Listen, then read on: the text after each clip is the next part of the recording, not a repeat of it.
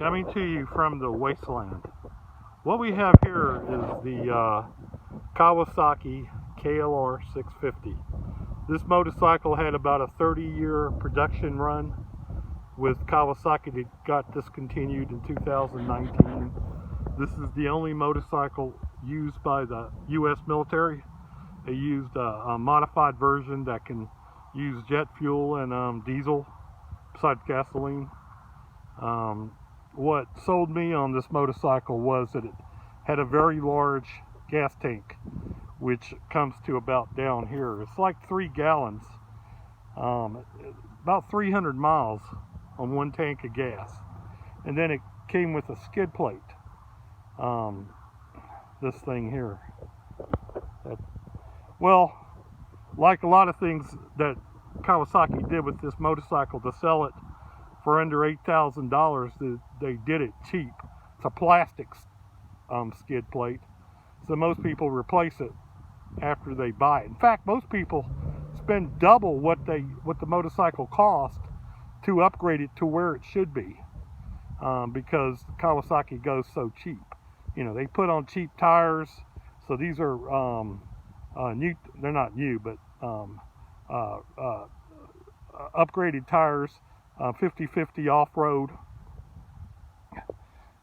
They do pretty good off-road. They do surprisingly well on the street. I was a little concerned when I got these off-road tires that I would have problems on the street, but no such problems. Now, a lot of people do videos on how they have modified their Kawasaki KLR 650. I put on these fog lights. I had to put on a fog light bracket. That was a bitch. It needs the extra lighting because the stock headlights really suck. In fact, I just had the low beam go out, and then I made this headlight bracket. The one they sell online is like $100, and I did that for $6 for off of parts off of Home Depot. The standard windscreen that it comes with, the stock one's decent, but it's not tall enough. So I replaced it with a taller windscreen, which makes a difference for high-speed buffeting. I also changed out some of the electronics. This is a standard car dash cam. Runs in a loop, so if there's an accident or something, it gets captured on that. That's an iPhone. GPS, speedometer. I got a temperature gauge, warning device for the engine. Upgraded the handlebars, these things here. Replaced the rear view mirrors because the ones that Kawasaki it came with really sucked. These were cheap mirrors, about 15 bucks, But I also have a lot of gear. I got a flare gun, which is handy in case you get attacked by a Chewbacca or a jackalope. 12 gauge sucker will do some damage. Plenty of tools, lighting, just all kinds of stuff in here. As I said, I upgraded the foot pegs. Most people put on crash bars. I elected not to because of cost and it's too difficult. I focused in on the cheap stuff. What was cheap? So, for example, the luggage is just $30 backpacks out of Target that I put on there. Not the expensive luggage that people spend $1,000 to put luggage on these bikes. They're crazy. I also got my fluids, thermos here. So, want to make sure you go out with thermos. The Kawasaki KLR 650 is known for being rugged, and it is. I've laid it down a number of times, and you just bend back the parts, and it's ready to go again. The problem is, everything that Kawasaki did on this motorcycle is cheap. Everything. In fact, they don't even put in all the screws. So I'm not really sure why this motorcycle is so popular with people, considering how cheaply made it is, but it does the job. People have gone around the world on this motorcycle. They've gone to Alaska, North Pole, traveled to Peru, you know, these major long distance travels on the they say it's because it's simple to repair. The motorcycle is one of the last motorcycles that was being sold that wasn't fuel injected. It has a carburetor, it has a 1-cylinder thumper engine, very basic, but it gets the job done.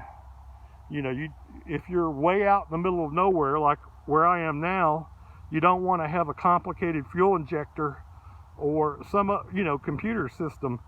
There's only one computer on this whole motorcycle, and that's the ignition coil. Most motorcycles are half computers. This just has one. So technically in a EMP, this motorcycle would probably run because there are very little computerized components. There's no ABS, which kind of pissed me off, but I kind of got used to that. That's automated braking system. I forget what they call it, but you know, okay. So I have to do the brakes myself. So yeah, now this, as I said, this motorcycle is the only motorcycle used by the U.S. military. Modified version uses jet fuel, diesel, but so I figured if it's good enough for the U.S. military, it's good enough for me. And in a, you know, shit hit the fan scenario, what are the advantages of a motorcycle? Well, you can get to places like this, you know, very it's off-road. You can filter if there's the interstates are blocked. You can filter in between cars. You can go off-road. It gets about 60 miles to the gallon. Has a large fuel tank. It doesn't take up much space. You know, there's some major disadvantages, but also a big advantage for right now is that I've hardly used my car for the last 2 months. I've been on this motorcycle about every day, getting out in fresh air, and that's helped me, you know, deal with being on lockdown. You can scout out what's going on in the world, you know. It helps. Now I would advise anybody considering, now you can also, if you're interested in getting something like this, you know, and not spending the money adding on modifications, you can get one already modified on eBay or Craigslist that people have already invested thousands of dollars modifying it, and then they get bored of it and they want to sell it. And it's already got all the extra gear without you having to do anything. That's the way I would go now. I put on all these modifications. Most of them are do it yourself, you know, where I just took parts that have nothing to do with motorcycles and used them on here. So this is going the cheap route. Most people have spent thousands and thousands modifying their KLR 650. I've gone super cheap.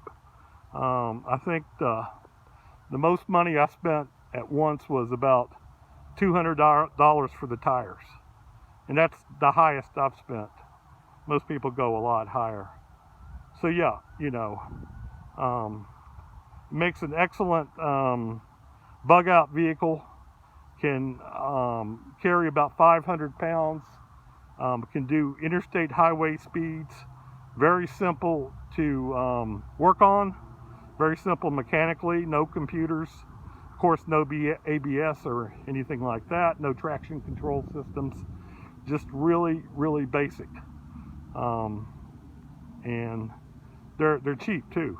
You can get them pretty cheap on eBay. So yeah. So thanks for here we are in the Wasteland. Getting out from sitting in my man cave all day and night. So thanks for checking out my video. I appreciate it. Bye from the Wasteland.